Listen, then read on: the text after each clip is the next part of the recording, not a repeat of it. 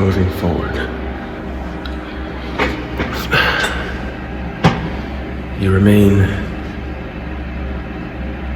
When you remain the inner calm or the inner stillness, not only do you manifest only what you want to go through, because your focus is only, it's like neutral, it's like allowing for anything and not getting caught up in it. So it's like, okay, if it's neutral, then it's not getting in the way of nature.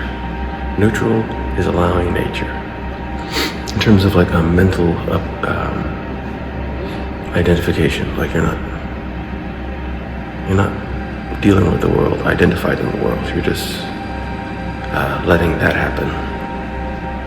So now, not only do you then generate only the experiences you actually want to go through, when you do go through them,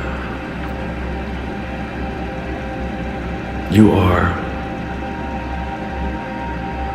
having the most beneficial effect on them.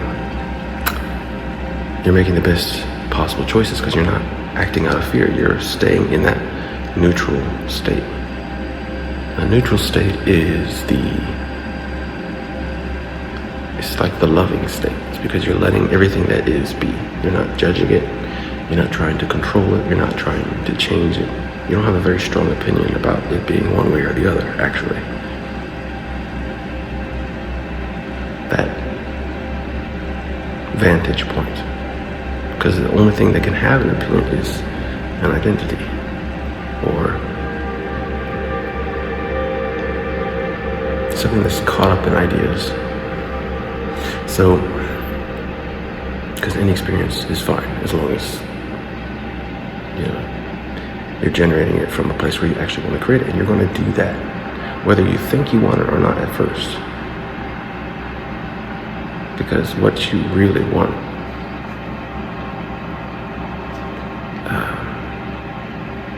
what you really want is what you really want. It's not what you think you want, always. Because we're trying to figure that out, in a sense. The mind. And just through experiences, getting to know how things affect us and what we actually, value, what we recognize as ourselves, in a sense. What we would naturally create if we were to get out of our own way. And you get out of your own way, in a way, by going to this neutral space, allowing what needs to happen, and allowing whatever is inspired to happen. So even the things you think you don't want, and the things you know you want, both of them, you're just letting what needs to take place. You're not getting caught up in it. And by staying neutral, even as it happens, you naturally manage yourself, therefore the situation, the best way you possibly could, because you're not resisting.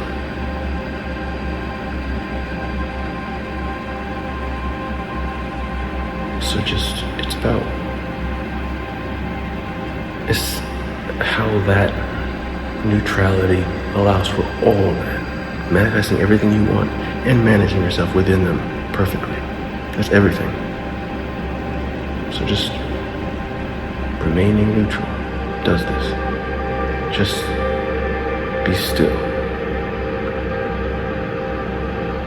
And it's almost as if life is like a 5-6 sense movie, including emotions. It's like it's all, you're taking it all in.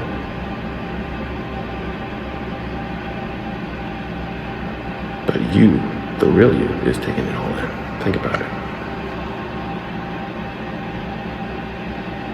If the real you is taking it in, how can the real you be the thing that it is taking in terms of identity? And when you say who, the who is experiencing this life.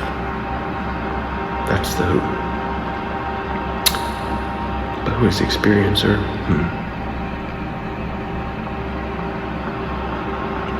Who is the experiencer?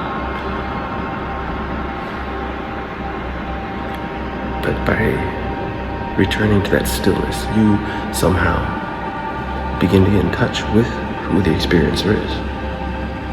Because you're not caught up identifying anything else. Like, okay, if I'm stillness, that makes me nothing. For the time being, as a practice, I'm nothing.